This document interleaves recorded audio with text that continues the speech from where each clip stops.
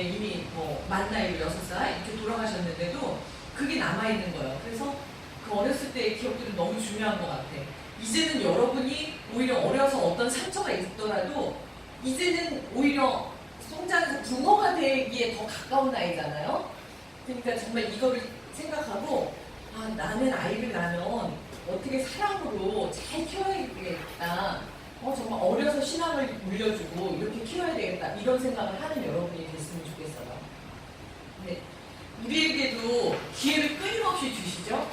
정말 어쨌든 원준이에게도 너는 뭐 불사조냐 이러는데 정말 그냥 사소한 기회뿐만 아니라 죽을 고비를 넘기기도 하고 우리 벽에도 정말 다리가 부러지거나 다치거나 여러 가지 이런 고비들이 우리 인생에 있고 정말 예사도 어떨 때는 그러더라고요. 정말 응급실에 실려가고 뛰어가고 이런 일들도 무수히 겪고 그런 가운데도 하나님이 그 시편에 그런 말씀이 있어요. 하나님이 나를 심히 경책하셨어도 죽음에는 붙이지 않게 하셨다. 그래서 다시 기회를 주신 거예요. 너무 감사하게. 근데 이게 다에게 있는 건 아니에요. 원주랑 얼마 전에 무슨 얘기를 하다가 벌써 이렇게 하늘나라를 간 친구가 있다고 그런 이야기를 하더라고요. 사고로 이렇게 돼서. 그래서 여러 가지 하나님의 뜻대로지만 누구는 그런 사람도 있다고. 점점 시간이 갈수록. 그래도 우리를 또 다른 기회를 주셨어. 어쩌면 이게 좀 더 살아보고 좀 더 사람이 돼서 와 하는 기회일 수도 있지만 사람이 된 사람들은 하나님이 오히려 하나님 곁에 두시고 그런다는 말도 있지만 어쨌든 우리에게 다시 한번 살아볼 수 있는 기회를 주셨잖아요. 우리가 만약에 지금 이대로 그냥 우리의 인생이 끝났다면 어땠을까 한번 생각해 보세요.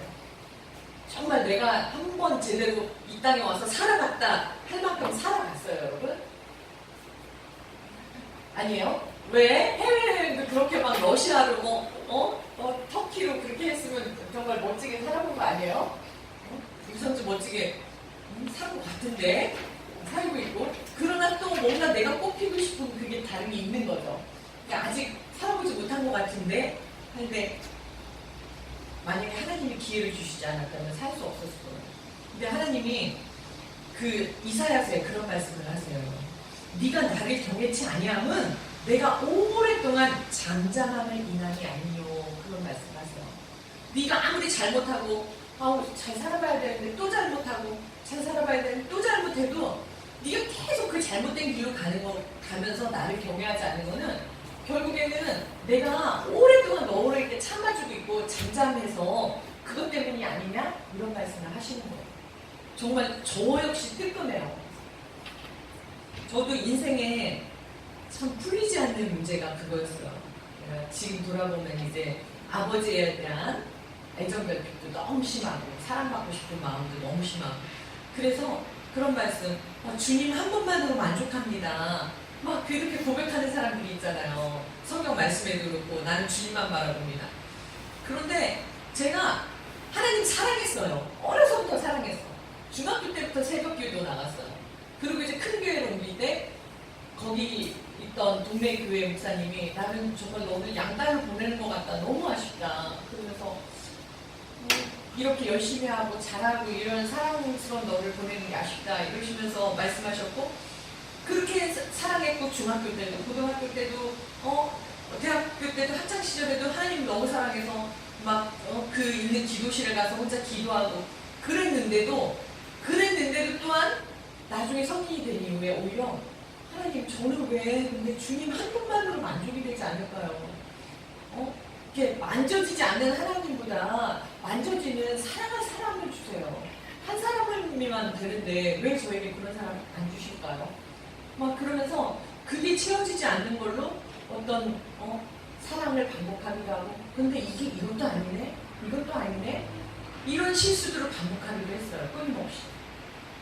그러면서 느낀 게 그러나 하나님이 이렇게 정말 기회를 주셨구나. 그러면서 이제서야 오늘 원준이의 회개 기도도 그렇고 이 항해자라는 곡도 그렇고 내가 이제야 비로소 저 바다 향해 간다. 그런데 제 가슴이 막 우렁우렁 한 거예요. 그래서 그 다음 가사는 뭐예요? 나 비로소 이제 폭풍우를 뚫고 간다. 제가 이제야 진짜 좀 하나님 그런 거 이제 제가 정말 그 길을 돌이켜서 그 길로 정말 가고 싶어요. 사람에 대해서 그런 사랑에 갈급한 게 아니라 진짜 하나님 사랑 찾아서 폭풍우가 되더라도 풍랑이 치는 바다라도 저 거기 가고 싶어요. 이런 마음이 너무 선명하게 드는 거예요. 그래서 정말 배가 만들어진 이유가 한전하게 그 선착장에 정박해 있으려고 태어난 게 아니잖아요. 배의 운명이. 설령 가다가 부서질지언정 어떤 것을 맞이할지는 모를지언정 거기를 향해 한번 출항을 해야 되는 거잖아요. 그래서 정말 한번 가보는 인생 내가 태연이 고마워. 그래서 가야 될 거라는 생각이 들어요. 이제 저와 함께 여러분도 한번 가봤으면 좋겠어요. 여러분에게도 하나님이 많은 무수한 기회를 주셨잖아요. 그리고 이제는 한번 너 가봐 하고 계속 촉구하고 계시잖아요. 원준이도 마음에 아마 그럴 거야. 계속 또 본인이 알아. 그러니까 배가 가만히 있으면 안전한 것처럼 그냥 가만히 재미있는 인생만 살면 안전해요. 그러나 스스로 그게 이제 어젯밤에는 재미있는 인생에 머물러 자꾸 또 한 잔, 두 잔 이렇게 되지만 아침에 깨어보면 그 재미가 정말 짧은 재미라는 걸 알게 돼요. 왜냐하면 아침부터 벌써 후회가 되거든요. 왜 그랬을까? 그러나 진정한 의미 있는 삶은 이게 되게 길게 가는 삶. 그게 가장 의미 있는 삶, 가장 좋은 삶이거든요, 실은. 그래서 어떤 게 가장 좋은 삶인지 생각해보면 죽는 순간까지 이게 후회되지 않는 삶이 최고 좋은 삶이에요. 그래서 여러분 조금 더 요 앞에만 바라보는 게 아니라 조금 성장한다 그러잖아요. 아가들은 바로 앞에 것만 바라보잖아. 사탕이 있으면 그냥 좋으면 먹고 그리고 뺏어가면 에잉 하고 바로 다시 사탕을 주면 또 헤 웃고. 그러나 좀 성장해 가고 철이 들수록 좀 더 긴 의미를 알게 되잖아요. 그래서 이제 우리가 다 같이 한번 출항을 했으면 좋겠어요. 정말 회개를 하고 회개를 한다는 건 이 길에 돌아선다는 거거든요. 이 똑같이 살던 데서 정말 돌아서서 저 바다 향해 내가 간다. 폭풍우를 뚫고 간다. 회개하고 믿음으로 간다. 예수님의 보혈로 오늘 그 피로 내 죄를 사하여 주셨으니까 나는 한번 이제 그 뜻대로 살아본다 하는 그런 삶을 오늘 한번 결단했으면 좋겠어요. 성경에서 아주 유명한 분이 아마 다윗이라는 분일 거예요. 근데 그분은 어려서 정말 10대에 그 돌팔매로 막 그 골리앗을 무찌르고 그랬죠. 그리고 저는 그냥 목동이었어요. 집안에서도 알아주지도 않는 8째 아들. 그런데 하나님이 왕으로 세우셨어요. 우여곡절을 겪고. 근데 그 우여곡절마다 믿음을 잃지 않았어요. 믿음으로 살았어요. 그런데 왕이 되고 시간이 지난 다음에 어느 날 오히려 저기 한가한 그날 이렇게 옥상에 올라가서 본 일이 있었어요. 근데 저기 어느 집 욕실이 보이네? 근데 그 안에서 어느 아름다운 여자가 목욕을 하고 있는 모습을 본 거예요. 그리고 너무 마음이 동하고 유혹이 됐어요. 그래서 왕이니까 절대 권력자 무엇이든지 할 수 있잖아요. 저 여인을 내게 데려와라. 그래서 그 여자와 함께 잤어요. 근데 그 여자는 어떤 여자였냐면 그 다윗의 왕의 아주 충신 장군 우리아라는 사람의 아내였어요. 그런데 이게 자고 났는데 그 바세바 우리아의 아내 바세바라는 여인이었는데 그 여인이 임신을 한 거예요. 근데 이제 큰일이 난 거야. 이 여자가 임신을 했으면 그 이제 장군이 결국 알게 될 테고 그러면은 세상에 나는 왕을 위해서 충성을 다하고 전쟁터에 나가 있는데 왕은 내 아내를 범해가지고 이렇게 임신이 돼? 그러면은 이제 모든 부하들이 들고 일어나지 않겠어요? 그래서 다윗이 우리아를 불렀어. 전쟁터에서 와서 좀 너 너무 충성되게 잘하고 있으니까 집에서 좀 쉬다 가라. 그랬어요. 그런데 우리아는 제가 어떻게 그럴 수 있겠습니까? 저의 또 다윗 같진 않지만 요압이라는 더 장군도 지금 전쟁터에 그대로 있고 내 부하들도 그대로 있습니다. 저 혼자만 어떻게 그런 즐거움을 취할 수 있겠습니까? 거절한 거. 거절을 하니까 이제 이 다윗은 너무 다급해진 거야. 그래서 다시 이제 전쟁터로 가는 그 우리아에게 우리아의 손에 편지를 쥐어줬는데 이제 우리아는 못 보고 우리아의 윗사람에게 돌려주라고 한 거예요. 뭐라고 써 있었냐면 그 우리아를 전쟁터에 가장 최전선에 내보내서 죽게 하라는 거예요. 자기의 그 치부를 드러내지 않기 위해서. 그래서 결국에는 우리아는 전쟁터에서 죽게 돼요.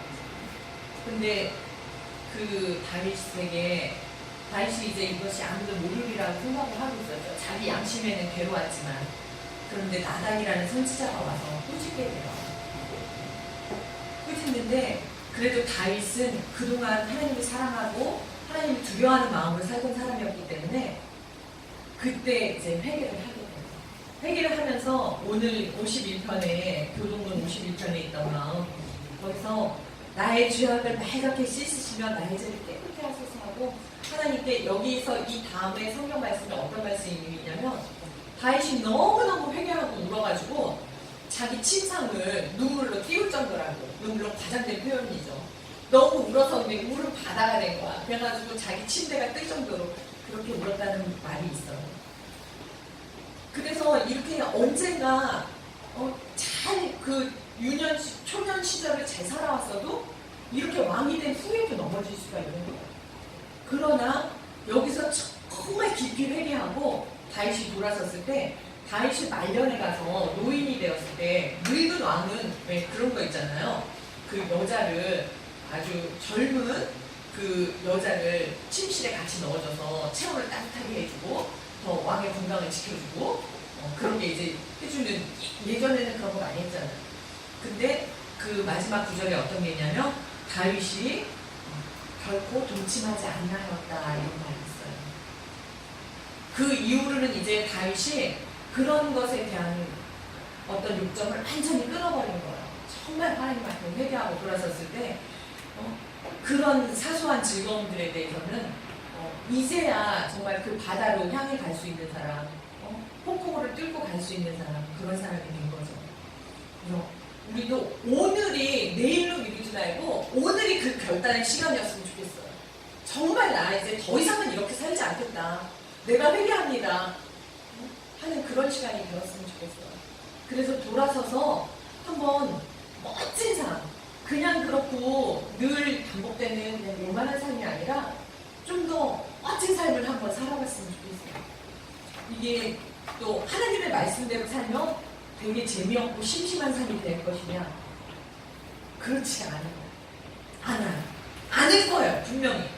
그러니까 여러분들이 그러면은 술도 끊고 담배도 끊고 재밌는 거 시시한 거 다 끊으면 무슨 재미가 있을까? 절대 그렇지 않은 거예요. 정말 더 멋진 사람이 되어서 더 많은 영향력을 끼치고 더 선한 영향력 있잖아요. 그냥 이렇게 해서 날 즐거움 찾고 아침에 또 후회하고 이런 삶이 아니라 진짜 나 때문에 또 누구 어떤 사람이 살아가고 있네? 나 때문에 세상이 조금씩 변해가고 있네? 오히려 그런 영향력 있는 자리로 하나님이 높이실 거예요. 저도 그런 생각이 들더라고요. 내가 작은 시시한 재미만을 위해 살면 재미있을지 모르지만 가치 없는 삶일 것 같아요. 그러나 하나님이 이 길을 가는 그리고 좀 더 하나님 앞에 붙잡히고 완전한 회개를 하고 이 길로 갈수록 하나님이 오히려 목사라는 자리, 하나님을 전하는 사람이란 자리, 기름 부음 받은 사람이란 자리, 그런 존경받는 사람으로 살아가는 자리, 그 길로 세우실 것을 믿어요. 그래서 앞으로 점점 더 정말 더 내가 정결해지고 더 이런 결단을 할수록 하나님이 그 길에 저를 자꾸 세워가실 거라고 믿어요.